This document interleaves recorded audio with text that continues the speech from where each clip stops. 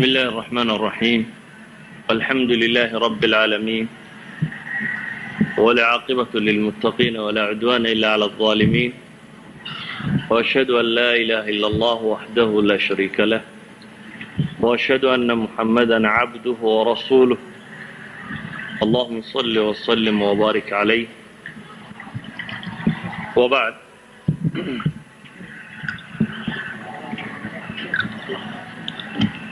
waxaan isku dayayaa kelimaadkaynu maanta wax ka odhan doonaa inay ku saabsanaadaan mawduucaasi ah humuumta ama warwarka iyo waxyaabaha qofka muslimkaa maskaxdiisa mashquuliyaa waxay maxaa looga baahan yahay qofka muslimkii inuu ku warwarto hamiga laga rabo qofka muslimkii inuu xambaaraa waa maxay himadiisu se intay leegtay ama hankiisu intuu leegi wuxuu hiigsanayaa inuu maxay xaqiijiyo. al-asl waxaynu garanaynaa insaanku inuu sidiisa maskax ahaan maskaxda bini aadamku ma marato ma faaruqda mar kasta waa mashquul mar kasta waxba ka buuxa laakiin waxa kala gedisan waxa ka buuxa mar kasta insaanku wuu warwarsan yahay laakiin waxa kala gedisan wuxuu ku warwarayo mar kasta insaanku wuu fakaraya laakiin waxa kala gedisan waxa uu ku fakarayo. sidaa awgeed buu nebigu salawaatu ullaahi wasalaamu calayh xadiidku imaamu abi daawuud uu warinayay bukhaarina fi ladab almufrad uu kusoo saaray sheekh ilalbani raxmat ullaahi calayhina uu saxiixadiisa ku tasxiixinayo waa kii nebigu ku tilmaamaya axabu alasmaa'i ila allah magacyada xagga alle subxaana wa tacaala loogu jeceliyay inuu yahay cabdullah iyo cabduraxmaan. wuxuu kaloo nebigu yihi waa asdaquha kuwa ugu run sheega badan leh qof bini aadama haddii magac loo bixinayo magaca ku dhabta ah ee ficilkiisa iyo maskaxdiisa ka muuqan karaa inuu yahay maxay xaaris iyo hammaan buu nebigu ku tilmaamay. xaaris mid shaqaynaya oo faacila oo wax samaynaya iyo mid hami badan ayuu nebigu ku sheegay salawaatu ullaahi wasalaamu calayh. insaanku marka waa mahmuum fii aktari axwaali malaa waxaa la odhan karaa maskaxdiisu hadday nasato armay intuu hurdo nasataa hadday riyo ka badbaadayana haddii kale waxaynu odhanaynaa inta ugu badan le maskaxdiisu waa mahmuum waxuunbaa mashquuliya. walidaalik baa waxaa laga sheegaaba nin soomaaliyeed ayaa waxa la yidhi markuu soconayuu isla hadli jiray waddooyinka keligii markuu marayo ayuu hadli jiray kadib baa waxaa lagu yidhi aw jaamacow maxaad iskula hadashaaba la yidhi markaad keligaa waddooyinka marayso. wuxuu ku jawaabay dadba waa isla wada hadlaaya anigu waan ismaqashiyaa buu yidhi waxaan idin dheer yacni nin wadda marayaan maskaxdiisa wax ka guuxayni ma jira buu leeyahy qof walba wuxuunbaa madaxiisa ku jira ee anigu waxa aan idin dheerahay buu leeyahy waan ismaqashiyaa intii maskaxda ka guuxaysay ayuu manaafkana raaciyaa buu leeyahy oo kaga hadla. idan al-insaanu bitabci halka haddaad marayso maskaxdaadu way guuxaysaa waxuun baad mahmuum ku tahay waxuun bay ka shaqaynaysaa maray faadi tahay ama ay faaruq tahay ama ay madhan tahay waxay u badan tahay inaanu jirin. laakiin waxaa kala gedisan insaanka iyo hamigu xambaarsan yahay intuu leegyahay hamiga aad xambaarsantahay muxuuse ku saabsan yahay hamiga aad xambaarsantahay taas baa wax badan isweydiin u baahan. hamiga aad xambaarsan tahay waxaa dhici karta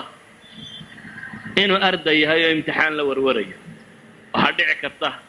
inaad doob tahay oo guur la warwaraysid waxaa dhici karta inaad reer haysato afartii carruur iyo islaanta biilkoodii ka warwaraysid waxaa dhici karta inaad nabad la'dahayo baqa la warwaraysay waxaa dhici karta yacni waxyaaba badan baa nolosha ka suurtagala inuu noqdo waxa had iyo goor aad ka fekertaa waxa had iyo goor ku warwargeliya. waxa se isweydiinta le insaanka maxaa looga baahan yahay inuu noqdo hamiga ugu weyn oo xambaari kara. humuumta badh waa hami adduun badhna waa hami aakhiro. hamiga adduun ma tiro koobmo waa tiro badan yahay. humuumtaas qofka qadartiisa iyo qiimayntiisa waxaa in badan lagu xambaari karaa inay ku salaysantahay hamiga uu xambaarsan yahay intuu leegyahay. walidaalik ayuu nebigu salawaatu ullaahi wasalaamu calayh wuxuu ku tilmaamaya xadiidka ibnu maaja iyo axmed ba fii bacdi riwaayaati uu warinayo sheekh alalbanina uu taxsiininayo man jacala alhumuuma hama waaxida nebigu wuxuu leeyahy salawaatu ullahi wasalaamu calayh man jacala alhumuuma haman waaxida cidda ka yeesha hamigiisa oo dhan mid qura cidda ka yeesha hama almacaad hamiga macaadkiyo aakhiro ku saabsan cidda ka yeesha buu nebigu leeyahy salawaatu ullahi wasalaamu calayh kafaahu allahu hama dunyaa ilaahay baa kaga fillaada subxaanahu wa tacaala hamiga adduun oo dhan haddii hamiga ugu weyn isaga ama hamiga warwargelinaya hadduu noqdo ka aakhiro oo ay aakhira tahay waxa nusba caynayhi yaalla oo ay aakhira tahay waxa uu arkaya oo ay aakhira tahay waxa uu wax ku qiimaynaya oo ay aakhira tahay miisaanka dhabta ee uu wax saaraya yacni waxani muxuu aakhiro gooyaa waxaa laga yaabaa markaad shaqo tegaysa inaad ku qiimayso shaqada tani maxay goysaa mushahar waxaa laga yaaba markaad tijaaro u baxaysa inaad ku qiimayso tijaarada tani maxay ribix soo saartaa laakiin qofka mu'minka ee dhabtii wuxuu wax ku qiimeeyaa waa maxay waa muxuu shayga kani aakhiro gooyaa qiimuhu alla agtiisa ka leeya waa intee shayga aakhiro qiimaha uu leeyahay rasmiga ah ayaa qiimayntiisa kama dambaynta ah walidalik buu nebigu wuxuu leeyahy salawaatu ullahi wasalaamu calayh man jacala alhumuuma hama waaxida hama almacaad kafaahu allahu hama dunyaa waman tashacabat bihi alhumuumu fi axwaali dunya lam yubaali illahu fi ayi awdiyatiha halak wuxuu nebigu leeyahay salawaatu ullahi wasalaamu calayh ninka ay la tiro badatee la ballaadhato humuumtan adduun laagaheeda tirada badan le kolba mid ku dhaca ilaahay uma aabba yeelo wadooyinka halaageeda wadooyinka ay leedahay adduunku tuu ku halaagsamayo dan lagama galo yacni dan lagama galo xadiiskan wuxuu nebigu tilmaamaya salawaatu ullahi wasalaamu calayh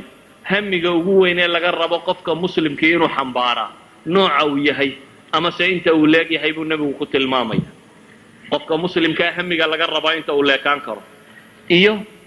qofka muslimkee dhabta ahi waxa uu wax ku qiimaynayo noloshiisoo dhammaynaysay waxaan leenahay waxaa jira markaa wax loo yaqaano alhami alakbar insaanka noloshiisoo dhan hal shayba xadida baa la yidhaahdaa waxa ka dambeeya oo dhammi taabic bay u yihin maalan culammada maanta wax baadhbaadhay culamaa'i nafsiga lagu tilmaamo waxay yidhahdaan hamiga koowaad baa insaanka saytareeya humuumta inta kale bay yidhahdaan isagay furuucu noqotaa waxaa laga yaabaa inay mihaal amhila basiita haddaan idsiiyayna fahmi kartaan maalan hamigaagu hadduu yahay aakhiro ka soo qaad hamigaagu hadduu aakhiro yahay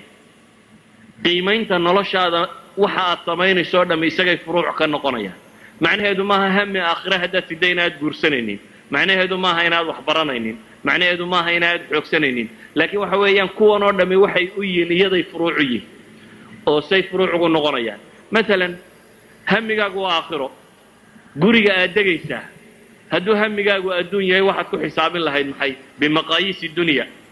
gurigu intuu ballaadh leeg yahay daaraddiisu intay leegtahay imise masquulood baa ku yaalla xaggeeba waxaad ku qiimaynaysaa markaad adduun ku xisaabtamayso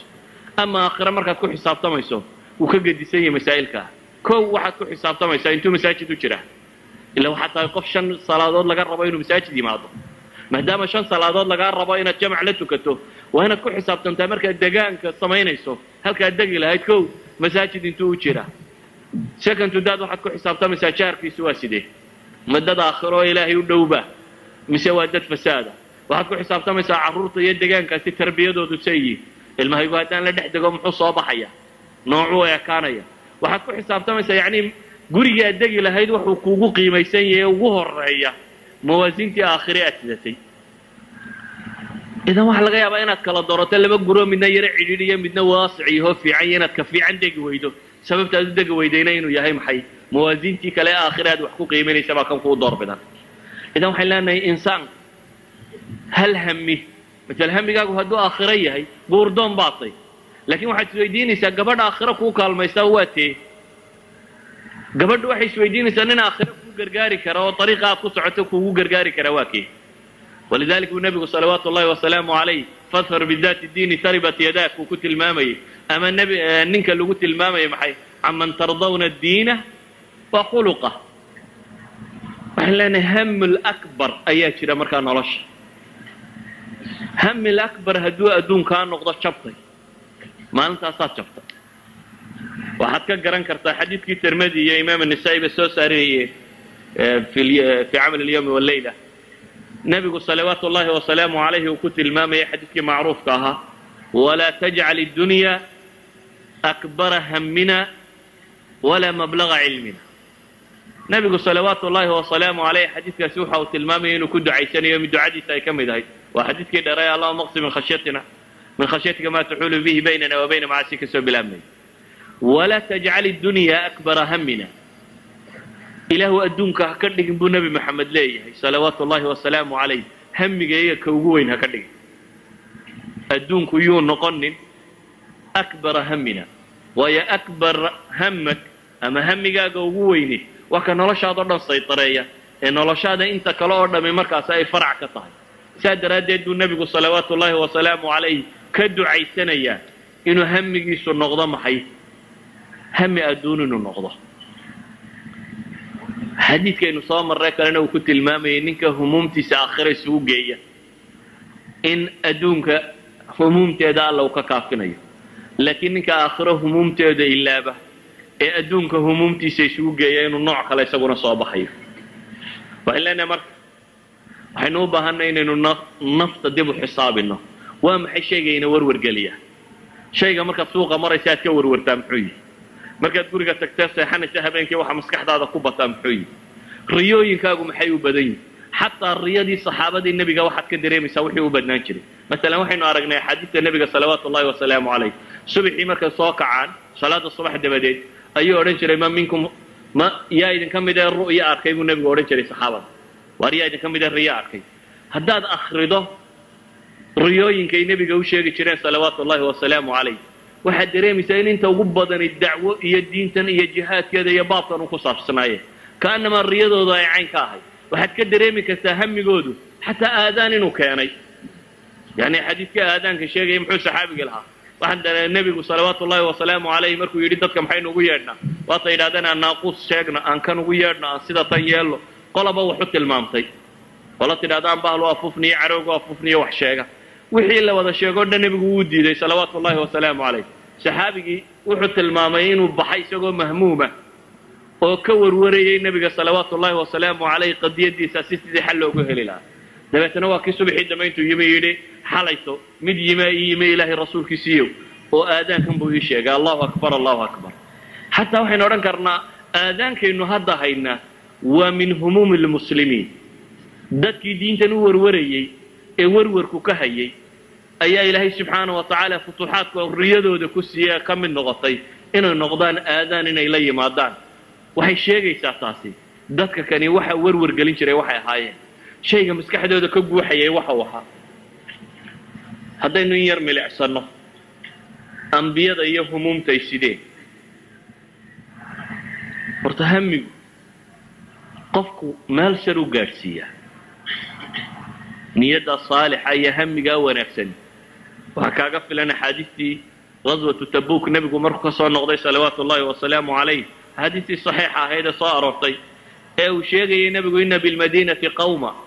wuxuu nebigu yidhi ina bilmadiinati madiine waxaa jooga buu nebigu yidhi aqwaaman maa qaطactum waadiyan walaa sirtum sayra ila wahuwa macakum. qaaluu wahum bilmadiina. madiine waxaa joogay buu nebigu leeyahy salawaatu ullahi wasalaamu calayhi duul aydan dooxa ka tallaabin oo aydan waadigoynin ilaa ayayna idinla socdeen mooyaane. waxay dhahen ma iyagoo madiine joogay. wuxuu nebigu u sheegay salawaatu ullahi wasalaamu calayh xabasahum alcudur. riwaayaddii kalena xabasahum almarad ayay sheegaysa. wuxuu sheegayaa dadka kani bihimatihim niyo fiicnidoodii iyo warwarkoodii suuratu tawba watii ka warramaysa intay nebiga u yimaadeen markuu yidhi waxaan idinku xambaaro mahayeen iyagoo ooyaya ay ka tegayeen iyagoo mahmuumiina iyagoo ka warwarayay maxay jihaadkaa uga hadheen. laakiin wuxuu nebigu u tilmaamay biqadri himmatihim in ilaahay ku abaalmariyay subxaana wa tacaala.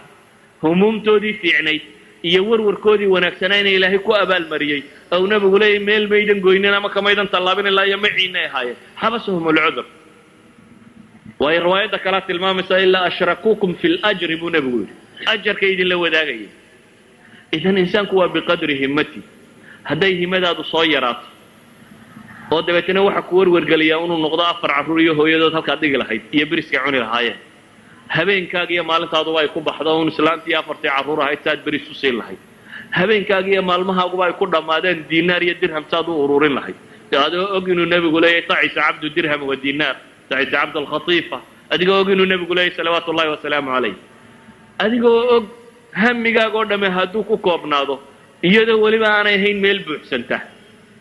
maanta oo dhan baad saacado dheeraada shaqaynaysaa lacag badan oo dheeraadaad soo shaqaynaysaa lacag dheeraada markaad timaado maxaa isbedela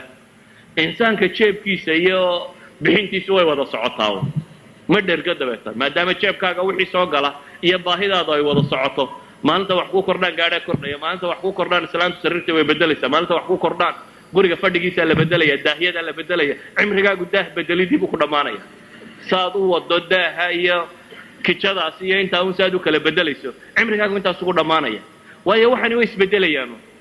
daahiyadaad shalay ku qanacsaneed adiga reerku berri ku qanci maysaan kuraasidaa ku qanacsaneed ku qanci maysaan gaadhigaad shalay ku qanacsaneed ku qanci maysid dakhliga iyo expensivisku waa wax wada socda basharkuna ma dhergo baahiduna isma taagto waa non stop hami adduun haddaad ku dawaqdo markaasi waad ku jiri uun saaad ugu jirtana naftaa kaaga baxaysa laakiin ambiyadu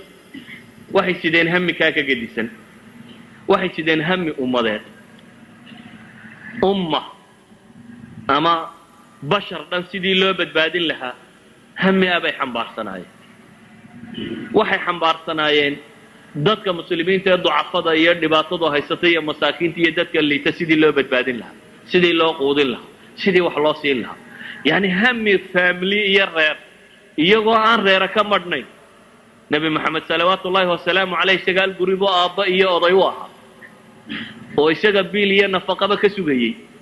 laakiin inuu 9 guri biil iyo nafaqa ka sugaan may hilmaansiinin marnaba inuu ummad u fakero inuu ummad u warwaro inuu ummad ka warwaro walidaalika waxaad ka garan karaysaa ambiyada siduu qur-aanku uga warramayo dacwaadkooda siday ugu warwarayeen iyadoo nebiyullaahi nuux ku tilmaamayo uma innii dacawtuhum jihaara uma innii aclantu lahum waasrartu lahum israara isagoo tilmaamaya qaala rabbi innii dacawtu qawmii laylan wanahaara ilaahayow tolkay waxaan u yeedhayay maxay habeen iyo maalin zamanku intuu ka kooban yahay waa habeenka iyo maalinta wuxuu tilmaamayaa waktiga dhammaantii inuu ku bixiyey dacwo waxa uu kaloo sheegayaa wasaa'ilka bini aadamku uu adeegsan karo oo dhanna inuu adeegsaday kor ula hadal hoos ugu dhig lafaq nooc walba uma innii dacawtuhum jihaara uma innii aclantu lahum waasrartu lahum israara waa wasaa'il dacwa waxa allaaliya wixii wasaa'il mumkin ahaan lahaa iyo uu sheegi lahaa inuu ku bixiyey waxaa qur-aanku sheegayaa 950 sannadood inuu u taagnaa un shaqadaasi 950 sannadood qof bini aadama oo hal shaqo u taagan inuu fuliyo oo aan marnaba ka daalin oo ka noogin hami ah buu siday ummaddan siduu naar uga badbaadiyo waxaa kaaga filan nabiyullaahi moxamed in ilaahay qur-aan ku tilmaamayo lacallaka baaqicun nafsaka an laa yakunuu mu'miniin fi suurati shucaraa falacallaka baaqicun nafsaka cala aahaarihim in lam yu'minuu bihada alxadiidi asafa fi suurati alkahf ولا تحزن عليهم ولا تك في ضيق مما يمكرون في سورة النحل قد نعلم إنه ليحزنك الذي يقولون فإنهم لا يكذبونك ولكن الظالمين بآيات الله يجحدون في سورة الأنعام ولا تحزن عليهم ولا تك في ضيق مما يمكرون في سورة النمل فلا تذهب نفسك عليهم حسرات إن الله عليم بما يصنعون في سورة فاطر يعني واحد دريميسا وحاصل سورة القرآن ككمدة oo mid kasta nabiga ilaahay subxaanahu wa tacaala tilmaamaya inaanu naftiisa halaagin sida uu mahmuumka ugu ahaa ummaddan inuu naar ka badbaadiyo bale ilaahay qur-aanka uu ku tilmaamayo laqad jaa'akum rasuulun min anfusikum casiizun calayhi maa canidtum xariisun calaykum bilmu'miniina ra'uufu raxiim ilaahay uu leeyahay nebi ay dhibayso dhibtiinnu idinka in dhib idin soo gaadho ayuu isagu la taahayaa isagu wuxuu taahayaa markaa maxay idinka dhib idin soo gaadho waxaad ka garan kartaa ummaddan siduu uga warwarayay inuu islaaxiyo xadiidkii saxiixu muslimka ku yaalay ee xadiidu lqudsiga ahaa cabdillahi ibni camar ibn alcaas xadiidkii sheegayay in nebigu salawaatu ullaahi wasalaamu calayh inuu akhriyey ducadii nebi ibraahim iyo ducadii nebiyullaahi ciisa ee aayaadka qur-aanka kusoo aroray faman tabicanii fainahu minii waman actaanii fainaka gafuurun raxiim iyo in tucadibhum fainahum cibaaduk wain takfir lahum fainaka anta alcaziizu alxakiim labada nebi ee dadkoodii sidan ugu naxariisanayay markuu xasuustay buu nebigu ooyey salawaatu ullahi wasalaamu calayh. waa habeen wuxuu ooyayaa nebigu. muxuu la ooyayaa ku ooyaya allahuma ummatii buu la ooyayaa. wuxuu xadiidku tilmaamayay in ilaahay jibriil soo diray isagoo og wuxuu nebi maxamed ka ooyayo oo la yidhi soo weydii jibriilow nebi maxamed maxaa kaa oohinaya dheh. jibriil baa u yimi nabiyullaahi moxamed salawaatu ullahi wasalaamu calayh, xadiisu saxiixu muslimku ku yaalla. markuu jibriil u yimi ee uu nebiga weydiiyey maxaa ka oohinaya ee uu sheegay buu noqday. jibriil waa u warramay alla subxaanahu wa tacaala. ilaahay wuxuu ku yidhi idhab ilaa muxammadin faqul lah ina allaha yaquulu lak inaa sanurdiika fii ummatik walaa nasu'uk. waxaad ku tidhaahdaa baa ilaahay yidhi subxaana wa tacaala nebi maxamed ku noqo ummadaada waa kaa raalli gelinaynaa kugumana xumaynayna baa ilaahay leeyay walasawfa yucطiika rabbuka fatardaa. maxay tilmaamaysaa inuu nebigu salawaatu ullaahi wasalaamu calayh habeen saq dhexe uu ooyo isagoo la ilmaynaya allahuma ummatii allahuma ummatii. wuxuu sidaa hami ummadeed. naf keliya kama warwaraya, ummad dhan buu ka warwaraya. ummad dhan buu u arkayaa kii naarta galaa inuu yahay mid ka fakaday. ummad dhan buu u arkayaa guntiga siduu wada qaban lahaa ee naaru uga ilaalin lahaa ayuu u fakeraya. taas buu takhtiiqinaya. hamigiisu intuu leekaa waxaad ka garan kartaa. caaisha ridwaan ullaahi calayh ayaa waxay leedahay xadiidkii bukhaari siduu sheegaya iyo muslimba ilaahay rasuulkiisiiyo bay tidhi hal ataa calayka yawmun kana ashad min yawmi uxud. tolkaa maalin kaaga dhib badan leh maalintii uxud miyay ku soo martay? gaswatu uxud dhibtii kugu dhacday maalin kaaga xoog badan leh miyay ku soo martay bay ku tidhi. wuxuu nebigu yidhi salawaatu ullaahi wasalaamu calayh tolkaa waxaan kala kulmay wixii aan kala kulmay. maalmihii iigu daraana waxaa ka mida buu leeyahay maalmihii maka inta layga saaray aan dabeetana daa'if qabtay ee ninkii la odhan jiray ibnu cabdiyaaleyl ibnu cabdilkulaal iyo kooxdiisii aan u tegey ee dacwadii intaan u sheegay cidi waxba iga dhegaysan weyday ee dabeetana haddana dhagaxa lagu soo saaray carruurta iyo sufahaa'ul qowm duulkii liitay lagu diray ee lasoo dhagxamiyey lasoo saaray. xadiidkaasi waxaa ka mida uu nebigu leeyahy fainطalaqtu wa ana mahmuumun calaa wajhi buu yidhi. waan dhaqaaqay buu nebigu yidhi salawaatu ullaahi wasalaamu calayh anigoo wada hamiya ayuun baan iska socday buu leeyahy. xagguu nebigu ku socday? muu garanayn meeluu ku socday. sidaa awgeed buu nebigu leeyahy falama astafiq ilaa wa ana biqarni tacaalib. maan miiraabin buu nebigu yidhi ilaa iyo markaan marayay mooyaane qarnu tacaalib. qarnu tacaalib waa xaggee? waa qarni almanaazil. waa halka laga soo xidho xajka. miiqaatyada miiqaat ka mida weeyaan meelaha xajka laga soo xidho. wuxuu saxaabigaas wuxuu nebigu salawaatu ullaahi wasalaamu calayh tilmaamaya siduu uga warwarsana muxuu ka warwarayaa inay reer makana naar dooranayaan reer daa'ifna naar dooranayaan isna uu naar uga digayo ayuu ka warwarsan yihi. waan dhaqaaqay buu leeyahy anigoo aan waxba garanaynin manaan baraarugin buu leeyahy ilaa iyo markaan marayey qarnu tacaalib ayaan gartay buu leeyahy meeshaan maraya markaasaan iskala gartay buu nebigu tilmaamaya salawaatu ullaahi wasalaamu calayh. isagoo caynkaasiya ayaa ilaahay laba malag u soo diray sida xadiidka saxiixayn ku yaalla tilmaamayo jibriil iyo malakuljibaal. waxaa la yidhi jibriil baa wuxuu sheegay in malakuljibaal la socdo ilaahayna uu soo amray wuxuu nebi maxamed ku yidhaahdo salawaatu ullaahi wasalaamu calayh yaal oo fuli. malakuljibaal wuxuu yidhi akhshabeenka labada buurood ee maka hareeraha ka xiga haddaad tidhaahdo ku dabool waa ku daboolaya. muxuu markana nebigu yidhi basiis min alamal fii qadiyati dacwa buu wali qabaa muu quusan isma dhiibin isagoo aan cidna hayn oo sidaa loo soo galay ayuu haddana rajo qabaa uu isleeyay weli waxbaad bedeli karaysaa weli waxbaad bedeli karaysaa. walidaalika buu wuxuu leeyahy weli waxaan ka rajo qabaa dhabarradooda in ilaahay iga siiyo kuwa alla caabuda oo aanu shirki yeelin.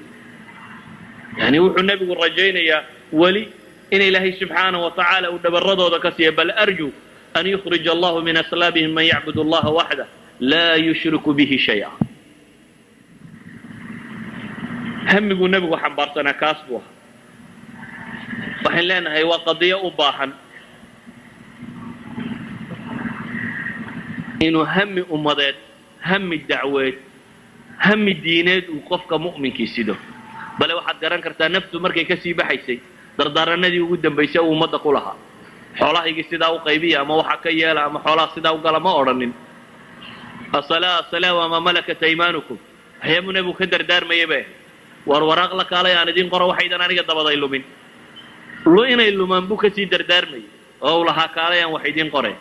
waxaa muuqata baynu leenahay hamiguu nebigu siday salawaatu ullaahi wasalaamu calayh nooca u ahaa waxaan leenahay waxaa la mid ah ambiyadii ambiyadii dabadda joogtay ambiyadii xabsiyada lagu riday qur-aanku wuxuu inooga warramayaa nebiyada ka mid oo xabsi la xabsiyey nebiga markii la xabsiyey maxbuuska maxaa ugu badan ee caqligiisa ka soo noqnoqda soo yaa meesha kaa sii daaya un maaha laakiin nebiyullaahi yuusuf marnaba isagoo qadiyadda maxaabiishtu aaminsan tahay ee meesha si uga bixi lahaa isba farriintu soo diray ee ka mid ahayd haddana waxaad dareemaysaa humuumta uu xambaarsanaa waxa kow ka ahaa oo ahaa inuu dacwo jeediyo nimankii u yimi yidhi waa riyoonay riyada noo sharax muxuu ku yidhi yaa saaxibayi sajn aarbaabun mutafariquuna khayr am illaahu alwaaxid alqahaar am illaah alwaaxid alqahaar furso wuxuu helay in su-aal la weydiiyo u su-aal ka jawaabi karaa imisaa qof su-aalku weydiiyo aad dabata diin u sheegto qof dantiisa kuugu yimi oo su-aalku weydiiyo yacni nabiyullaahi yuusuf wuxuu isku dayayaa bimujarad inuu helay jaanisa nimankan in war dhex mari karo inuu isna dantiisa guto oo ah inta aanu ka jawaabin wixii ay iyagu rabeen inuu hamigu xambaarsanaa uu u dhiibo horta markaasuu wuxuu ku bilaabay inuu yidhaahdo war maa ilaaha xaqaa in la caabudaabaa roon mise rabbiyaal tiro badan iyo waxaan kale a caabudaysaan iyomaa roon dacwadiisii markuu dhiibtay kadib ayuu ama axadukumaa bilaabay inuu sharxo masaladii loogu yimi iyo labadii qadiyadood inuu u fasiro markaasuu u bilaabay waxaan leenahay hamigu siday baa ahaa inuu diintan dad gaadhsiiyo inuu aakhiro mujtamac badbaadin karo inuu dad wax u tari karayo insaanku waxaan leenahay waa biqadri himmati haddii insaanka hamigiisu uu soo gaabto oo marka horeba gomadaada wax ka durugsan aanad arki karaynin waxaad bedeli kartaana intan gomadaadu unbay ku sugantay hadduu qofku marka horeba hami weyn xambaarsan yahay markaasuu isku dayguna imanaya walidaalik ayaa waxaa aada u habboon inuu qofka mu'minkii in badan baadho naftiisa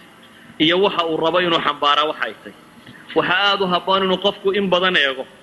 insaanku waxa uu ku warwaro had iyo goor wuu gaadhaa laakiin waxa kala gedisan waxa uu ku warwarayaa meel soka ah wax cunun haddaad ku warwarto dee cunno waad soo helaysa shaqo uun soo hel haddaad ku warwarto shaqo waad soo helaysa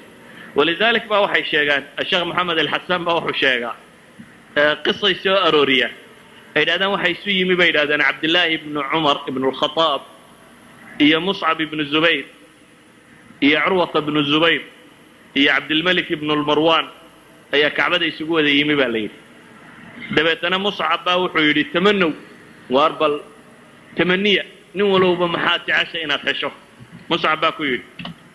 ibda anta bay yidhahdeen yaa muscab adigu iska bilow bal adigu taabiciinta ahaa ee noolaha wuxuu leeyahay markaa muscab anigu waxaan ku warwarayaa waxa hamigaygu yahay buu yidhi labadaa habloodna inaan isu keeno guursado ciraaqna in waali la iga dhiga buu yidhi ciraaqna inaan barasaabka haysta gofarnarka ciraaq ka taliyana inaan noqdo saasaa isku dayayaa buu yidhi baa yidhahay waxa la yidhi cabdilmelik ow adigana cabdilmelik wuxuu yidhi baa la yidhi anigu waxaan ku haminayaa inaan muslimiinta oo dhan khaliif u noqdo waxa la yidhi ninkii kale curwata bnu zubayr ayaa la yidhi adiguna curwana wuxuu yidhi aniguna waxaan ku haminayaa inaan faqiih noqdo xadiidka nebiga laga xambaaro salawaatu ullaahi wasalaamu calayh cabdillaaha doorkiisa yimi cabdillaahi ibnu cumar bay yidhahdeen cabdillaahi adna isagu rijaalkii saxaabadee nebigu soo saaray buu ahay an akuuna min ahli ljanna buu isagu ku koobsaday aniga warwarkaygu waxa weeyaan buu yidhi inaan ahlu janna ka mid noqdo in sha allahu cabdillaahina jannada waa u rajaynaynaa saddexda nina kaleba intay sheegteen way noqdeen saddexda nina kaleba muscab waa ciraaq waaligiisii macruufka ahaa ee la yaqaanay sukayna iyo caaishabana uu guursaday labada habloodbana waa guursaday meeshana isagaa maamulay curwata bnu zubayr waa ardaygii waxa cilmiga ugu badan la caaisha ka soo xambaaray habaryartii caaisha ridwaan ullahi calayha waa faqiih ka mida fuqahadii muslimiinta ugu waaweynay curwata bnu zubayr muxadisiinta waaweyn ka mid ah cabdilmalik ibnu marwaanna waa wada taqaaninda inuu isna ahaa maxay khaliifat lmuslimiin waxay dhahaen insaanku wuxuu ku hamiye ku warwaro wuu gaadhaa laakiin hadduu hamigaagu marka horeba meel kooban yahay halkaa dhaafi mayside ila marka horead soo qabsatay meel gaaban inaad ku warwarto waxay sheegaan saaxibu safwati safwa ayaa wuxuu soo arooriyey isna cumar baa la yidhi iyadoo saxaaba la joogto cumar wuxuu yidhi tamanow baa la yidhi waar bal warwara hadda nin walowba bal hami nin raggii ka mida baa wuxuu yidhi atamana low ana hada daari mamlu'a dahaba unfiqhu fi sabiili illahi caza wajal waxaan ku warwari lahaa buu yidhi daarta tan oo xoolo dahab intay noqoto aan ilaahay dartii u bixiyo cumar baa ku celiye wuxuu yidhi baa la yidhi mar labaad tamanow nin kale u baxayo wuxuu yidhi atamana low anaha mamlu'a lu'lu'an wazubarjadan wajawharan unfiqhu fi sabiili illah nawciyaadkeedii buu sii tiro badiyay markii hore dahab quru sheegtay haatanna in nawciyaad kale oo macaadinta qaaligiia inay buuxdo waan ilaahay dartii u bixiye buu yidhi tamanow buu ka dayn waayey cumar markii dambe waxay ku yidhaaheen ma nadri ma naqulu ya amiira almu'miniin waxaanu dhaahna garan mayno wuxuu ku yidhi anigu waxaan ku warwari lahaa low ana hadihi daara mamlu'atun rijaala mila abi cubaydata bnu ljarax anigu waxaan ku warwari lahaa buu leeyahy yaa daartan rag abu cubaydo midhana iga buuxiya rag baa wax bedela bacd allahi subxaana wa tacaala mabaadi' xambaarsan iyo diin cumar wuxuu leeyahy aniga hamigaygu waxa weeyaan inaan helo rijaal u dhigma maxay abu cubayda ah wuxuu tilmaamaya inuu caalamka ka soo hoyan lahaa hadda abu cubayde oo kala haysto walidalik bu wuxuu leeyahy anigu waa hamigaygu waxa weeyaan inaan helo rijaal mila abu cubayda ah ikhwati fi lcaqiida waxaan leenahay insaanku waa biqadri himmati walidalik waa bukhaari waa kii soo aroorinayayba inuu cumar laga wariyo inuu yidhaahdo inii la ujahisu jayshi wa ana fi salaa ciidankayga waxaan diyaarin jiray xataa anigoo salaada ku jira insaanku waa biqadri himmati waa inta uu ku warwarayaa inta ay leegtahay haddii hamigaagu uu soo koobto oo uu noqdo hami adduun keliya waxba ma soo saaraysa cidda laakiin hamiga weyn sidaa waxbay soo saaraysaa ayi fannin min alfunuun haata maanta waxaynu in badan akrinaa kitaab la yidhaahdo kitaab albukhaariy yaa akhriyey siiradii imaam albukhaariy imaam dahabi fi siyar alaclaam waxa uu ka warramayaa maala imaam albukhaariy moxamed alwaraaq buu ka soo naqlinaya moxamed alwaraaq waa aqraantiisii waa bukhaari raggii ay wada socdeen ay wax wada dhigan jireen moxamed alwaraaq wuxuu leeyahay waxaan arki jiray kuntu araahu yaquum fii laylaة waaxida 15 mara إilى 20 mara fii kuli dalika ya'khud alqadaaxa fayuri naara wuxuu leeyahay waxaan arki jiray habeenadii isagoo habeenkii 15 jeer ilaa 20 jeer habeen kasta toosa oo faynusta u shita oo wax qora qiyaas qof habeenkii 15 goor kacayo faynus shidaya yani hamigaasi wuxuu dhalay maxay saxiixu lbukhaari u dhalay inuu ninkani habeen kasta 20 jeer ama tooso ama 15 jeer tooso oo hamigaasi uu xambaarsan yahay inuu axaadiista nabiyullaahi moxamed salawaatu ullaahi wasalaamu calayh xaadiistiisiyo saafiya inuu ummadda gaadhsiin karo oo uu qabashka iyo khashinka ka reebi karo ayuu ku warwarayay warwarkiisina wuu gaadhay yani wuxuu toosaba 15 jeer ama 20 jeer uu tooso wuu ka midho dheliyey oo way soo baxday waxaan leenahay insaanku waa biqadri hami haddii hamigaagu uu adduun ku soo koobnaado oo uu aada u koobnaado ama hamigaagu uu naftan iyo meeshii la dhigi lahaa unuu noqdo waxaan ka cabsi qabaa inaynu gallo markaasi kuwii ilahay lahaa waطaa'ifatun qad ahammathum anfusuhum ثم أنزل عليكم من بعد الغم أمنة نعاسا يغشى طائفة منكم وطائفة قد أهمتهم أنفسهم يظنون بالله غير الحق ظن الجاهلية يقولون هل لنا من الأمر من شيء طائفة إلهي وحكسي في قد أهمتهم أنفسهم وكوح naftooduna ay warwargelisay baa ilaahay leeyahay waa min sifaati almunaafiqiinka markii la tilmaamayay koox waxa warwarka hayaaba uu yahay naftanu siday ula baxsan lahaayeen meel labada say u dhigi lahaayeen waxay cunto say ugu raadin lahaayeen naftanuna ku kooban waxaan leenahay waxaynu u baahannahay in dadka mu'miniinta ay koraan oo qofku waa biqadri hamihi iyo hami xoogganaynu xambaarno oo hadday humuumteennu dhaafi kari weydo xaas iyo carruur iyo biilkood hadday dhaafi kari weydo war insaan hami weyn sidaa wax badan buu bedeli karaa walow kaana tifla inan yarna ha ahaadee ma rumaysantiin inuu inan yari dawlad dhan badbaadin karo ama mujtamac dhan uu dabagediyi karo waa xaqiiqa jirta waayo nebi maxamed baa ka warramay salawaatu ullahi wasalaamu calayh xadiidka wada akridaan ee saxiixa riyaadka aynu inta badan ku dhigno saaxirkii iyo ghulaamkii xadiidkii muxuu sheegayey saaxir inuu jiray nin boqora oo sixiroolaya lahaa oo sixiroolihii ka gaboobay oo dabeetana markuu ka gaboobay sixiroolihii uu taliyey oo uu yidhi maxay waa geeriyoonaya cidaan fanniga kuu baro sixirku wax dee meel kale ka yimaado maayo oo xoogaa la isku duduwoo la barto waa fanni cid waliba baran karto si xadiidkaba kaca laakiin waa fanni dadka ahlu naarku bartaan ma aha fanni dadka ahlu jannay bartaan waa fanni ahlu naarku cilmiyaday bartaan buu ka mid yahay saaxirka kan wuxuu sheegay boqorkii inuu ka geeriyoonayo waana xaqiiqo jirta maamuladu aan ilaahay toos ugu xidhnayn maamul aan sixiroolo lahayni ma jiro xataa kuwa maanta waxaa laga yaabaa inay idinku istiraadaan afrikiya meelahan waxaa loogu sheekeeya dunidaasi way horu marto dayaxay xisaabiyaan iyo halkan oo waxbay waa fooxlayaasha ugu waaweyn dunida guri aanu joogin ma jiro kacadna ku dhaho bale doorasho kuma galaan ilaa iyo sixiroolayaashu ay faaliyaan bale waxaan ku odhan karaa xisbig ma jiro axsaabta oo inay dunida la yaqaana ilaa faalayaashiisu leeyihi laakiin waana nudum la bartay iyo wax la oo shaydaannimo ku salaysan cid kasta oo qaybka aan wax ka ogayn allana aan ku kalsoonin qaybku baqu ku haya insaanku waxa aanu ogaynin madowga markaad gasho ma baqataa maxaad uga baqataa waxay idhahdeen majhuulka shayga ahay sidiisu mukhiif u yihi qofku waxa aanu garanayn wuu ka baqaa waxa aanad garanayn waxaad tajribo u baratay ee aad la noolaatay hadhow ka cabsan maysa laakiin wax kastoo kugu cusub nolosha adigoo baqbaqayo oo aan dhiiranayn baad tegaysaa wax kastoo nolosha kugu cusub qaybku waa mukhiif waayo waa waxaanu qofku si uu galo wuxuu uga ogaado aanu garanaynin ilaahay baana xidhayoo cid kale wax ku ogaan kartaa ma jirto waxyu samaa wuxuu ka sheega mooyaane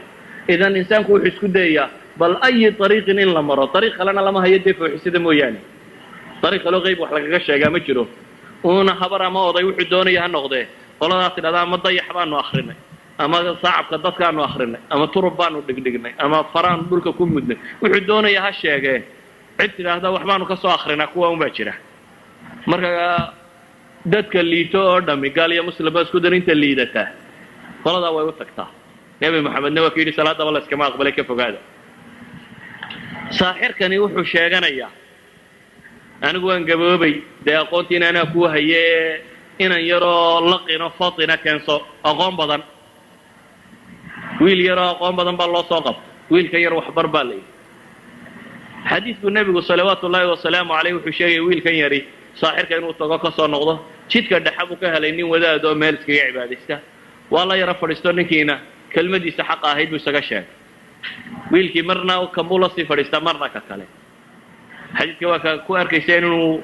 wiilka la garaacay oo sixirooluhuna uu dilo reerkuna uu dilo wadaadkii markuu u sheegay uu yidhi marka adiga wax ka yari dhegaysta xaggana waa layga dilay xaggana waa layga dilayna waa ka yidhi markaad xagga ku maqantayna waxaad tidhahdaa qoladan baa habsaamisay xagga kale markaad jirtana waxaad tidhahdaa qolada kale ayay habsaamisay wiilkii sidii buu iskaga waday wixii buu iska dhegaysanayay waxaad kaloo meesha ka arkaysaa xaqa iyo baatilka si siman haddii loo soo bandhigo laakiin mid aan qofka lagu tarqiinin fitrada saliimkii inay xaqa raacdo waayo ilmahan yar baatilkana khabiir baa u dhigayey xaqana wadaad baa isna u dhigayey laba nin oo nin waliba wixiisa yaqaan baa nin waliba wixiisa dhigayay hal qof oo qurana waa loo wada dhigayay qofkan un baana kaana u tegayay laakiin fitrada saliimka waxaad arkaysaa xaggu u janjeedhay ilmahan yari maalintii dambe daabadii ku soo baxday dadkii waddada ka jartay waxaan filayaa riwaayadda imaamu axmed waxay sheegaysaa inuu yahay libaax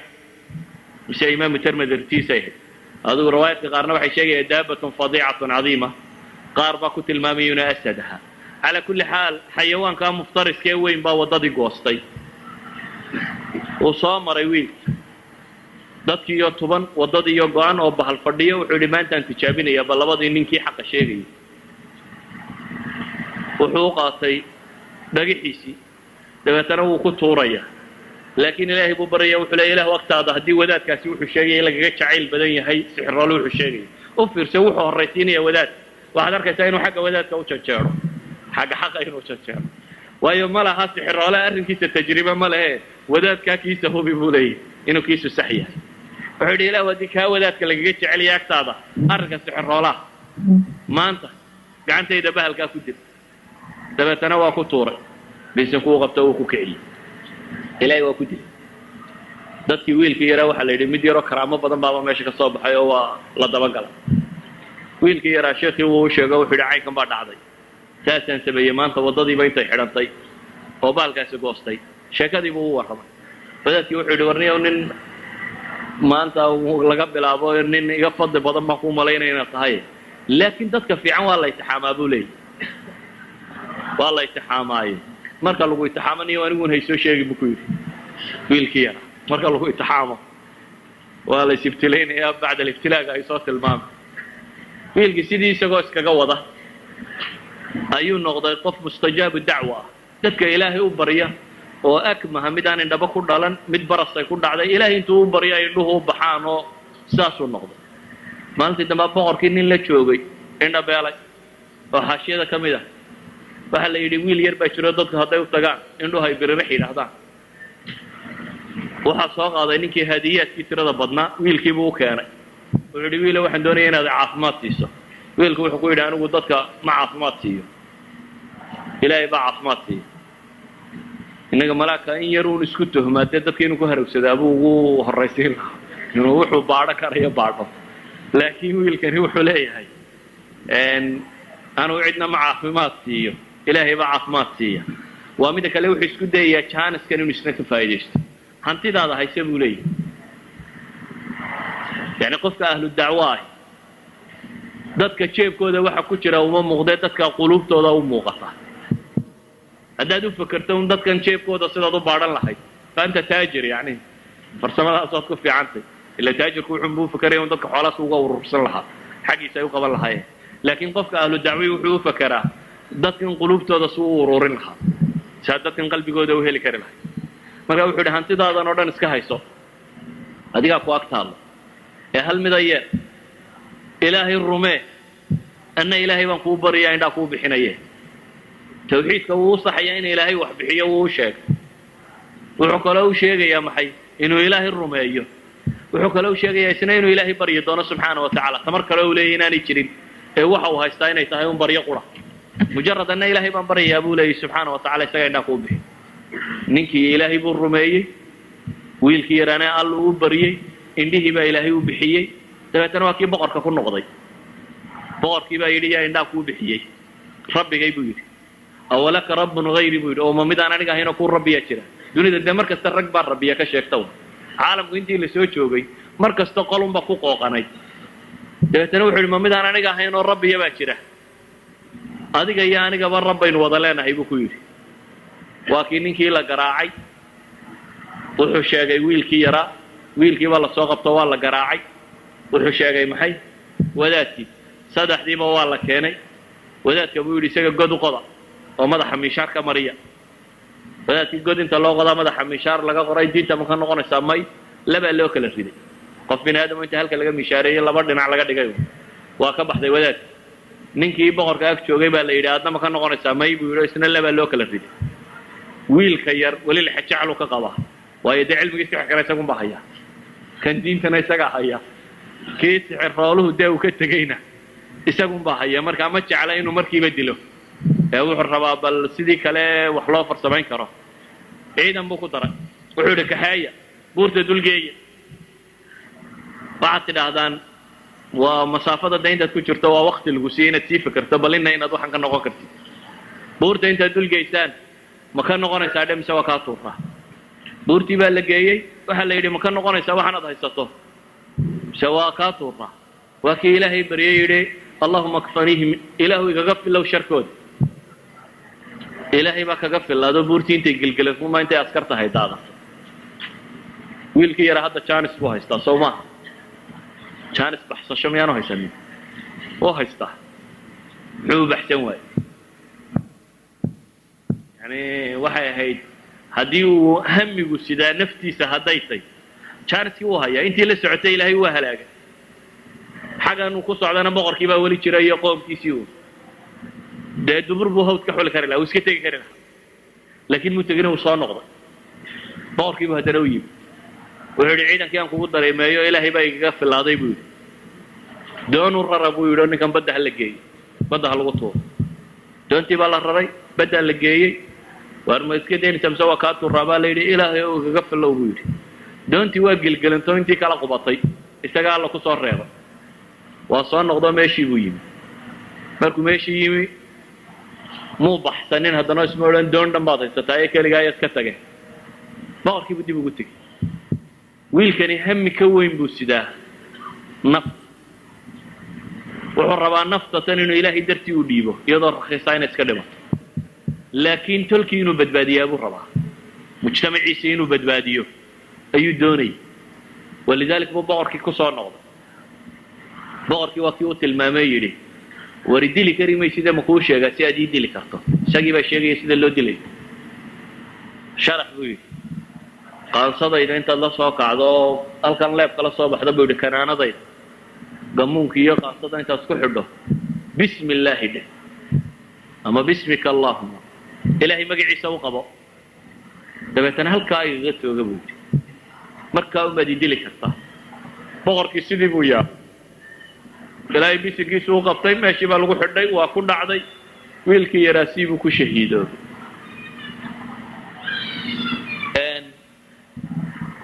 waxaa ka dhacday markaa saa xadiidkaa ku wada barateen dadkii oo dhan baa islaamay boqorku muxuu ka cararayay wiilkan iyo wadaadkii hore iyo ninkiiba maxaa loo dilay inaanay rumaynin rabbi isaga kayrkiiya laakiin hadda farsamadii wiilku maxay keentay mujtamac dhami inay rumeeyaan ma odhan karnaa wiil baa hamigu xambaaray ummad badbaadiyey marka wiil baa hamigu xambaaray muu ahayn inuu nafta la baxsado ama inuu meel kala geeyo hamigu siday waxay ahayd bulshada tan siday u islaami lahayd walow isaguna ha dhintee hamigaasa buu xambaarsanaa inuu iimaankan iyo dacwaddan isku dayo inuu dad gaadhsiiyo wuu gaadhsiiyey iyadoo weliba dadkiina aanay wax badan ka dambaynin xadiisu soomuu sheegaynin ninkii intuu godad u qoday inuu yidhi dab ku shida oo ku gura wixii diida oo qur-aanbadee kuma soo degin ka warramaya wasamaa'i daati lburuuj walyawmi lmawcuud washaahidin wamashhuud qutila asxaabu lukduud annaari daati lwaquud id hum calayha qucuud wahum calaa maa yafcaluuna bilmu'miniina shuhuud wamaa naqamuu minhum ila an yu'minuu billahi alcaziizi alxamiid waxaan leenahay wiilkani wuxuu xambaarsanaa hami ah inuu ummad xoreeyo idan waxaan leenahay mujtamaca waxaa yaraaday hamigay xambaarsanaayeen mujtamacaadkeenna waxaa sagiiray abnaa'i saxwa waxaa yaraaday hamigay xambaarsanaayeen walow hamiga diinta tan mujtamacu uu xambaari lahaa waxaan u malaynaya malaa-intaba la islaamlama gaadheen haddii dadkani hami weyn uu xambaarsanaan lahaa inuu ku wada xaqiiqooba qasab maaha yani humuumtaasi daa dhammaanteed inaad wada gaadhaa qasab maaha waayo qur-aan nebigu salawaatu ullaahi wasalaamu caleyh wuxuu inoo sheegay aakhiro ambiyo timi iyagoo aan waxba wadan ama midh wata ama laba wata ama saddex wata hamiganna xambaarsanaa laakiin ambiyadii ka dambaysaa ku guulaysatay noloshu waa taxane taariikhda waa istaba taalla waxaan leenahay qofka mu'minka hadduu hami weyn xambaarsan yahay hami ummadeed maanta haddaad xambaarsantahay waad muqdisho si aad u badbaadisaa soomaali si aad u badbaadisaa muslimka caalamka ku nool si aad u badbaadisaa waad badbaadin karaysa ilaahay baana ugu talagalay inuu bashar wax badbaadiyo ilaahay baa ugu talagalay basharka mu'minka ahi ilaahay dariiqiisa hadduu qaatay inuu bini aadamku ku badbaado inuu hiilkiisu isaguna yimaado laakiin dadka marka hamigoodu soo wada yaraaday ee wadaad iyo caalim iyo mid wax garanayaba afar carruur iyo islaan meel la dhigaba la waayey ee dadkoo dhammi luqmatul caysh ka warwaray ijtamacoo dhammi luqmatul caysh waagu markuu bariyo waxaa laga yaabaa nin kastoo inaga mid inta shire uu galo ee uu bariis u galaa iyo intuu ilaahay dartii u galaa inay badantay mar kastaba intuu bariiska u galo kaanama waqtiyadan dambe abaad sodhanayso haddaad aragto 5 nin oo abnaay saxwo oo meel ku wada hadlaya kollay shirkad bay samaynayaan baad sodhanaysa yacni humuumtii kala yaraatay ay humuumu tijaara baa imka badan walidaalika haddaad aragto dhowr wadaadoo meel afka isku haya waxaad tilaahday malaa uun masale tijaariya jirta ikhwati fi lcaqiida dadku markuu intan ka yaraa abnaay saxwa ay se ka hamiga weynaayeen waxbay xaqiijin jireen waxaan xasuustaa fi sabciinaat waa joogaan raggii dacwada wadi jirayna iyadoo dhallinyaradu marka isu timaado lagu xisaabtamo toddobaadkan iyadoo la isweydiiyo shirka yaro usbuuca la isugu yimaado waar toddobaadkan hebel oo imse nin baad masaajidka keentaa la isweydiin jira imse salaad ku soo xidha imkana waxaa laga yaabaa noloshaadaba inaad qof suuqa intaad ka keentay keenin mid masaajidka sii joogo inaad waxu kordhisay mooyaane mid masaajidka sii joogayoo dee walba inuun xaqa ka haystay inaad waxu sii kordhisay mooyaane inaad weli intaad qof suuqa ka soo qabatayba dee ilaahay khayr ka siiya nimanka tabliiqa un baaban imanka arkaa waxa qof intay suuqa ka soo qabtaan le warkaalay tuko oo halkan baa khayr ugu hayaa ee ka dhegayso yani hamigii dadkaa yaraaday haddaa 1,000 qof baa laga yaabaa inaa meelahan iminka inta fadhfadhiday inta dhegaysanaysaatay 1,000 qof hadday caawa ku dhaqaaqdo xamar waynu ku xisaabtanno hal sano imisa masaajid keeni kartaa shaqo kale aydan qaban hal sano imise qof baa salaad u hagaajin kartaan iyo caqiidadiisa inaad tawxiidkana u socdo ilaahayna uu ku xidhmo un imise qof baad u samayn kartaa waxay noqon lahayd dee usbuucii markaad nin raga ahayn midhunkeen waa 52 wiig sanad waa 52 usbuuc sanad kasta 52 baad keenaysaa kaad keentayna dee ilaa wiig buu kaa dambeeyaa isna 51 buu keenayaa kii ka dambeeyana ilaa wiigun buu ka dambeeyaa 50 buu keenayaa bal tiradaa isku dhufo waa imisa xamar inta joogta intiina ku filan hal sano in salaad ugu wada baro hal sano inay masaajid wada galaan laakiin waa goorma waa goorteed hamiga sido waa goorta ay gubayso inaan arko qof muslim oo salaad la waa goorta ay ku gubayso inaad aragto qof muslim oo macsiyo ku jira waa goorta ay ku gubayso inaad aragto qof muslima oo diin la'aan u dhimanaya waa goorta ay ku gubayso inaad aragto adigoo ilaahay kitaabkiisa dhammaantii qaybsan iyo midaan faatixada la liita oo salaadu aanay ka asaxaynin aad aragto isagoo islaba tuko salaadiina ka asix weyday adna 30 baad xambaarsan tahay diintana mas-uuliyad baa kaa saaran iyo humuum baa inaga saaran waxaan leenahay haddii aynu ku talagalno inaynu dunidan waajahno waa waajihi karaynaa haddaynu ku talagalno hamiga diintana inaynu xambaarno waa xambaari karnaa haddaynu ku talagalno inaynu dhaqaalo samayno waa samayn karaynaa haddaynu ku talagalno inaynu dawlad dhisno waa dhisi karnaa laakiin waxa weeyaan hamigaynu sidnaa intuu yahay hamiga haddaad siddo waad wadi kartaa waana samayn kartaa bashar baa tahay insaan oo ilaahay abuurtay xaqana u tilmaamay caqlina leh waxa dunida lagu leeyahay rag baa dayax tegay iyo nin baa dhulka galo badda hoostiisa wax ka soo saaray waa bashar kula mid ah mucjisaad meeshan ma jiraan yani dadka ducafada loo waxyoodaa rag baa horumaray horumar wax la yidhaha ma jiro waa rag baa tashaday wax la yidhahdaa jira waad horumari kartaa waxaad doontaad ka samayn kartaa مثال بسيط على السيف أبناء السحوة إن كم إذا مسلم أو إنجنير أو كل مي سودان وضنا ذا القلبات وضن كم إذا وأن تجربة وحيابها كان وحاف في سيجة الماما ويلي ويجي ورشب في صان صاعكي ما ترتب ويلي ورشد عالم وكنت على ما أنت وحصان صارته وإيش الله يساره إلا يوان صمينيه laakiin waxa la leeyahay uu leeyahay ummadii rabtay waxa kan laabkiisaan tagay iyagoo yaala ku isagu gacantiisa ku sameeyay waa inaan Soomaaliyeed markaas wuxuu igu yiri Mustafa gaala meel ma jirtee cid karowday weydiiyo igu yiri warshadaha horumaray kan baa horumaray hal wiil baa samayn kara yani maxaan tilmaamaya waxaan tilmaamaya dad ambition la jiro dad doonis laan jirin dad wax doonaya oo raba waxaan inay gaadhaan waxaan inuu hiigsado qofka raba waxaan inuu gaadhaa wuu gaadhaya ha dheeraata ha dhawaato waqtigu intuu doonaya ha qaato waad gaadhaysaa waxaad u guntato aad ilaahayna u tala saarato rumaysantayna alle subxaana wa tacaala ilaahayna ku hoojin maayo ilahay isagaa ballan qaada inaanu qofka mu'minkaa hoojin waxma hoojiya alle subxaana wa tacaala haddii hamigaagu uu dhab yahay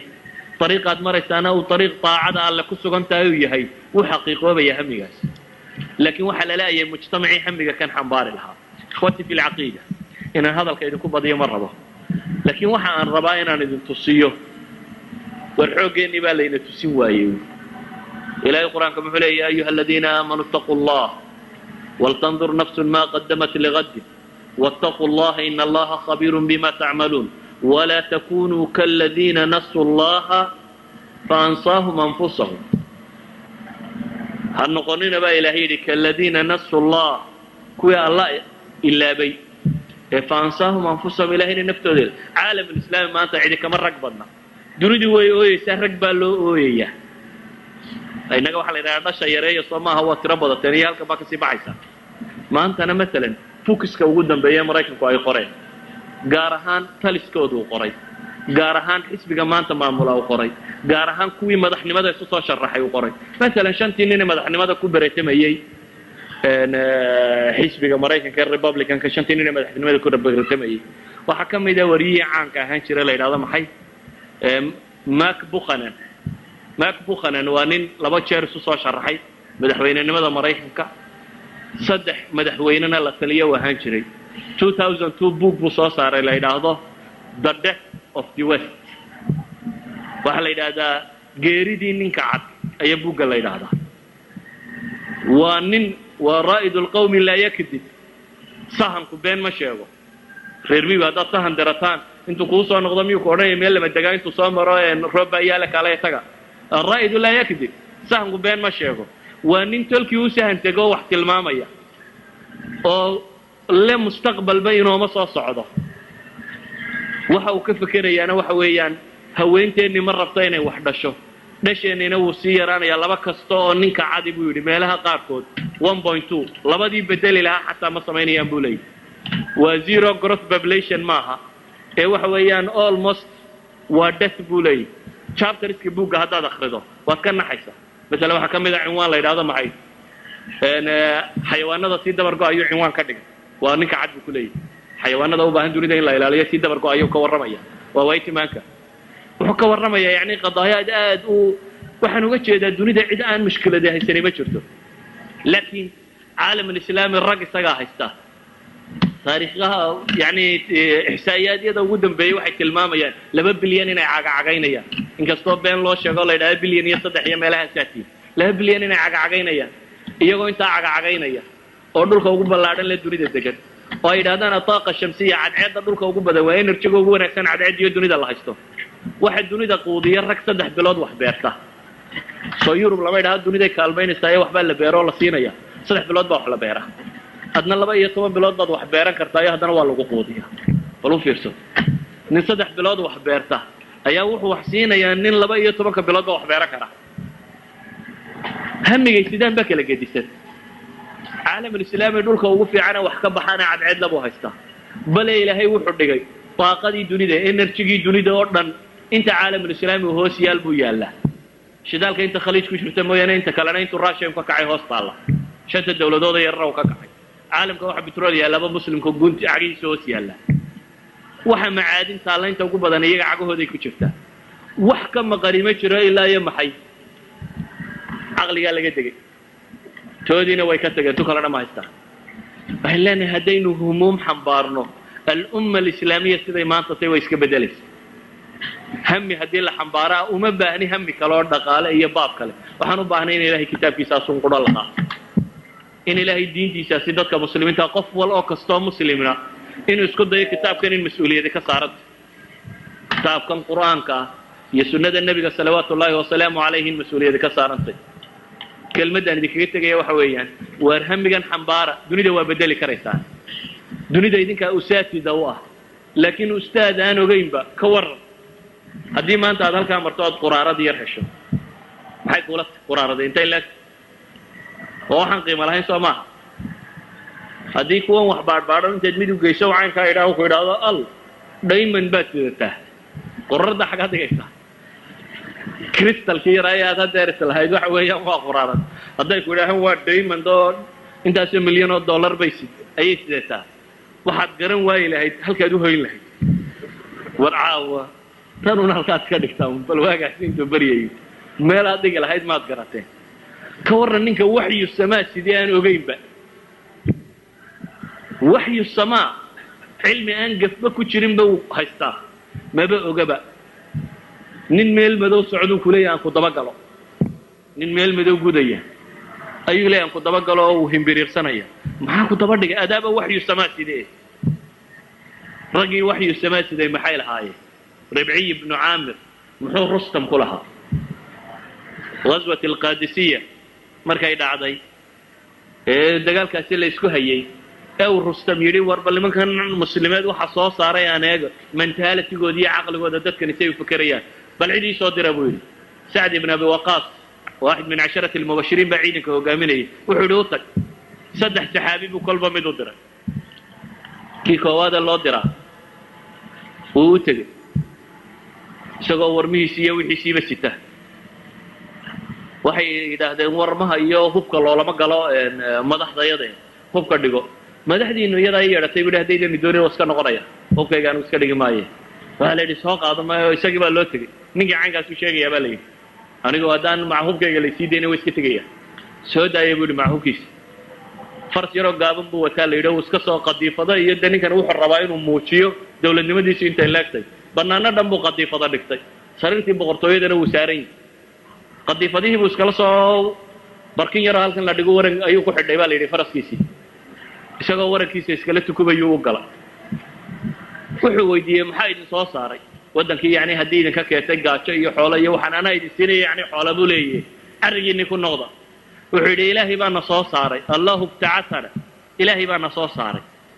muxuu sheegay ilaahi baa na soo saaray wuxuu noo soo saaray buu leeyahay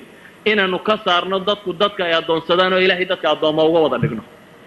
waxaan u soo baxnay buu leeyahay dadka inaanu ka saarno dunida cidhiidhigeeda waanu ballaceeda geeyno bal labada nin hadda u kala fiirsi adduun waxay kala haystaan ninna faras yaro gaaban buu ka wataa iyo laba waran ninna carri buu gogoladay laakiin ninka faraska yar fuushan baa wuxuu leeyahay dunida cidhiidhigeeda ka saaraya oo waxaan ku geynayaa maxay ila sicatiha waxaan kala soo baxay buu leeyahay inaan idinka saarno diimaha haysataan dulmigooda oo aan idin saarno cadliga islaamkii cadda yani waa nin ustaad isku kalsoon waa professor u arkaya inuu yahay rasuul ilaahi rasuulkiisii xaqiisa laga soo diray oo umamka xil ka saaran yahay oo raba umadahan habeenka gudaya inuu habeennimada ka saaro maadaama uu boos ka rumaysay inuu taagay wuxuu arkaa dadkan inay masaakiin yihiin waayo waxa ka maqan hadiga ilaahi adna adigoo hadiga ilaahi sidaad soo aragtaa inaad tahay maxay qof u baahan mujtamaca caalamiga iyo maxay yiraahdeen maanta yani taabirta cusub la sheego world community maxaa la sheegaa mujtamaca dunida هن سوق ريو إن مجتمع الدنيا ده واحد قبنا أي مجتمع الدنيا أهل كفر بدو يري صادقوا إسلام سده هذا إسلام سده وحوق بسنكر لا ضاعت كلا ضبط صعطة كلمة ده واحد مسوق يا إخوتي في العقيدة أنو إذا ملي هو رعد بايدين مقن هي حولا إذا كم مقن حولا إذا كم مقن هو إذا كم مقن وحبا إذا كم مقن ورطلا إذا كم مقن يرجع نمو وحيد كم مقن همي وحيد كم مقن قلبي جينا كان إن أدب حساب سانو أجرتان وحنا حمبارتنتي إنه يهاي وحي جي لهاي وطلق على الدنيا اللي وها جاتيو وحي جي الدنيا نار الله وطلق على السداني وحبحية إنه في ذيك وحلا ذيك السوق هاي عيد وحك السوقنا نيك اللي السوق يا واضحة لكن هذه اللي السوق يا أنا عيد كلا سيسوكتو مركز صاير ومضو شفت دنيا واحد ظلم يقشة فراعنة دوه جامسة وحلو ويعيد هو جامل لهيدا أهل حقه هاي فعن كلمة كسوكو بيا مركزي إلهي هلا قعب صدق وإلهي هلا حصوصته السجن على ثلاث صارت والله أعلم بالله توفيق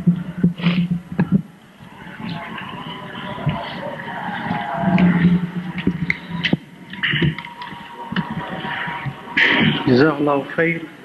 خير الجزاء شيخ مصطفى إلهي سبحانه وتعالى كعب المريو محاضرة قيم كهيد ينوسو جديد asiladu waa badan yihiin qaybo badan oo ka midana ma waafaqsana mawduuca waxaan wax badan rakizaynaa kuwa mawduuca waafaqsan hadduu ilaahay idmo waqtiguna waa yaryahay laakiin intaanan asilada u gelin ka hor waxaan sheegaynaa insha allahu tacaala sheekhu muxaadaro ayuu geli doonaa jimcaha hadduu alla idmo waxay ka dhacaysaa afrikada african village bay ka dhacaysaa cinwaankeeduna wuxuu noqon doonaa biidn illaahi tacaala alcadaala yuu noqon doonaa cinwaankeeduna hadduu alla idmo subxaana wa tacaala kadib su-aasha koobaad waxay noo noqonaysaa hadduu alla idmo sheekh umuumtayadu waa runtii dhinacyo badan marka laga fiiriyo way iska badan tahay laakiin waxaan aada u haminaynaa in dadku ay badbaadaan oo dacwadii kor loo qaado jihaadkii la soo celiyo khilaafadii islaamkana ay soo baxdo taa iman mayso ilaa dadku ay iskaalmaystaan oo tashadaan sidaad adigu sheegtay sidee marka taa lagu helayaa lama haye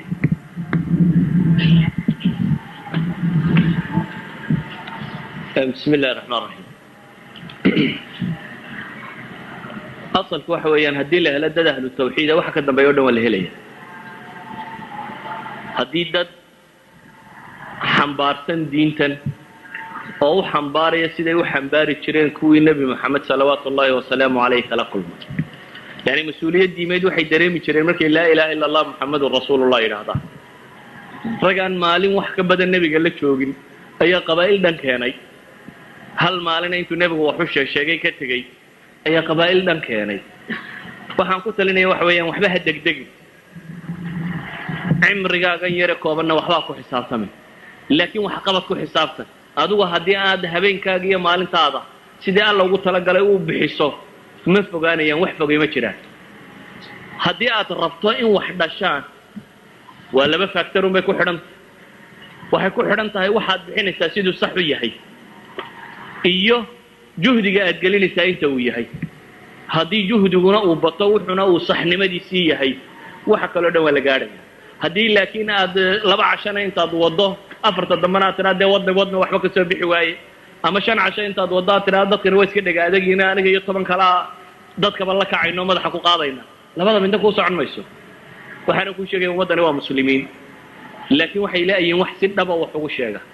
kelmadeenu wali waxay ku koobantay intii cilmiga hore u lahayd waa kaas intaan la hadlayo wuxuu baan u malaynay intii kutubta akhri jirtay inay tahay intaan hor fadhida wali bulshadii xamar joogtay may gaadhin kelmadeenu inaan dadkii muslimkii aan la rabnay wax kelmadeeni wali may gaadhin taan anigu leeyahay idinku leedinba intii wax loo akhri jiray may gaadhaysaa kelmadu maalintay dadka gaadho maalintaas aad rag haysataa maalintaas aad xoog haysataa gaal iyo cid walba maanta waad ka dhici kartaa laakiin inta faraal ugu tirinayo ee cidda ku tirinaysaana ay tahay tolka waliba cid ma haysid idan waxaan idin leeyahay war dadkan waa dhawiye dadka gaadha wallahu a'lam jazakallahu khayr su'aasha taan oo xigta haduu ilaahay idmo waxay noqonaysaa marka la yiraahdo wax badan waxa la qabto oo dadka muslimiinta ah isku tashadeen oo waxa qabteen waxa la soo dedejiyaa qoos waxa la tilmaamaa wax badan inaan lahayn dhaqaale wax badan inaan lahayn rag kawaadiro hawsha qabta wax badan waxa la tilmaamaa inuu cilmigu yar yahay taa marka ma jirta oo ma kamid tahay caqabaadka hortaagan muslimiintu inay isku tashadaan oo horey u socdaan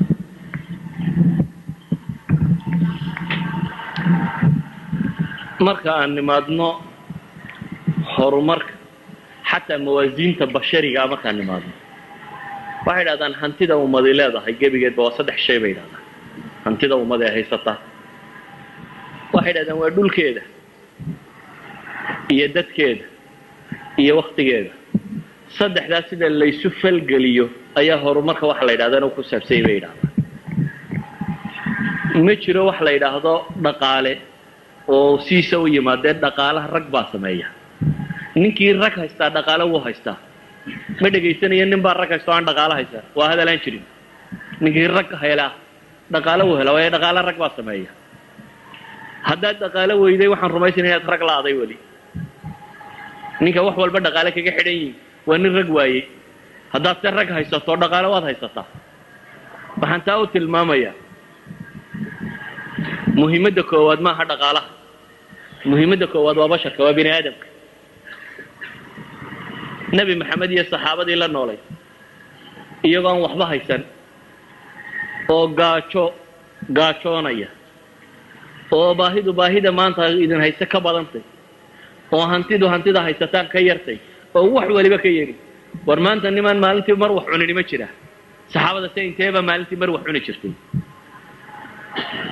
niman mar wax cunini miyuu ku jira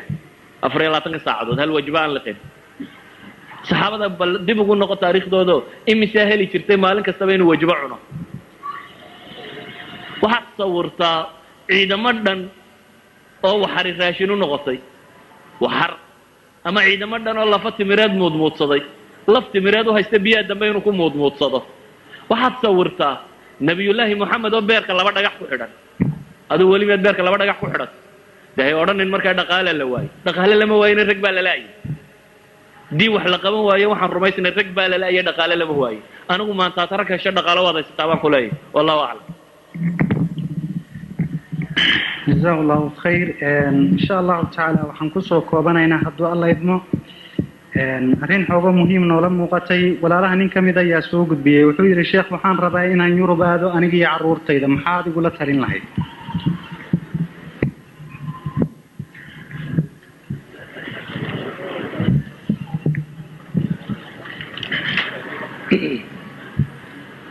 كل تلين ما يور باسكو سينيا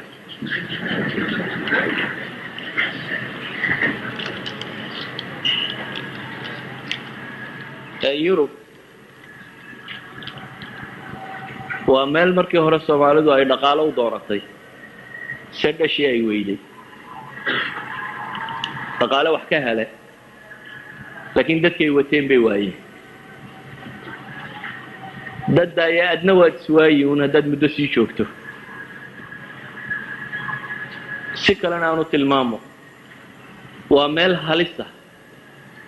oo halis ku ah dadnimadaada iyo diintaada maxaan u leeyahay halis ah waxaad u tagi doontaa ummad adigu aatay ninka madooba la cunsureeyo adigu aatay ninka dhaqaalaha ugu yareen la liido waa ummad maada wax lagu qiimeeyo qofkaan shaqeyn yani uu dadka dhintuu ka mid yahay qof walba inta jeefkiisa ku jira dadnimadiisu leef adna waxaad ka mid tahay dadka ugu hanti yar leh qof la liidabaad waa ummad aad ka dhaqan iyo diin gadisanti oo waxaad haysato dhan cagsigeeda haystaa uu ka gadisan yahay wax kasta waad ku soo xiiqaysaa misaalo basiitaan ku siinaya مثلا meel fa ku geyn maayaba systemka waxbarashada ee meesha ka jira carruurta wuxuu doona ha ahaado qaab uu salaysan yahay qaabkaasi waxa weeyaan macalinka iyo gurigu inay isku xidhan yihiin ardaygu wuxuu soo meesha lagu soo dhigay in guriga loogu sii hagaajinayo gurigu hadduu hagaajin kari waayo in la qoro inuu غayru mas'uul yahay ilmuhu inuu xaq u leeyahay markaa cid kale oo toosisay inuu helo ilmahaga inta aad meel kale ba idin isku waayin iskuulkaad caawin kari weydaad ku waayi kartaa waa kow soo dhaaftaa macallinku iskuulka wuxuu yeedhaa waxa laga yaabaa toddobaadkiiba ama bishiiba in hal shir oo ilmahaga lagugu yeedho laakiin noloshu waxay u salaysantahay meesha taalla qofku ama ilmama ma dhalin ama hal midh buu dhalay reerka ugu badanina labuu dhalay labada qof ee dhalaybana waxbay yaqaanin oo ugu yaraan dugsi dhexe ka baxeen labaduba way caawin karaan labadubana shirka way tegi karaan labadubana afka way fahmi karaan adigu 6 baad wadataa bishii marka lagu yiraahdo 6 goorna shirka iskuulka kaale 6 goorna dhakhtarka gee 12 4 baad jari doontaa iyagu de marna islaanta tagaysa marna odayga tagaya waana laba midh wuxuba adiguna 6 baad haysataa 6 jeerna halka lagaaga yeedhaya de haddaad shaqaynaysa iyo wixii kalena xagga way kaa sugayaan ma awoodid waad ku qasbantay inaad qaar jarto ma awoodid barina wax lagu qoraya waa غayru mas'uul waayo ilmihiisa waxbarashadiisa loogu yeedhay la leeyahay kaale lagala hadla uu iman waayay yani wax simple adiga aan kulaba weynay ayaad ku waayi kartaa ilmaha waxaan uga jeedaa marka waa nolol waa Yurub ninka horta tagaya waa nin ku talagalay inuu dagaal galo laakiin dagaal haddana aad hub lahayn ka waran haddaad tiraa waan galaya nolol dhan oo dhankay u socoto mooyaan adiguna aad rabtay inaad dhanka kale u socotaaba tagay ilmuhu ma xuma Soomaalidu ilmaha xumaada ilmihiiba caynka lama xumo ilmuhu ma xuma dadka oo ilmuhu muxuu xun yihi asliyan ba nebigu muxuu ku tilmaamaya tarbiyada iyo xaggay ka qalloocata ma ilmaha xun ma mujtamaca xun xadiidka nebigu wuxuu tilmaamaya inuu ilmuhu toosan yahay kullu mawluudin yuuladu maxay cala alfitra xaggu xumuhu ka yimaada faabawaahu yuhawidaani aw yumajasaani idan mujtamaca iyo environmentka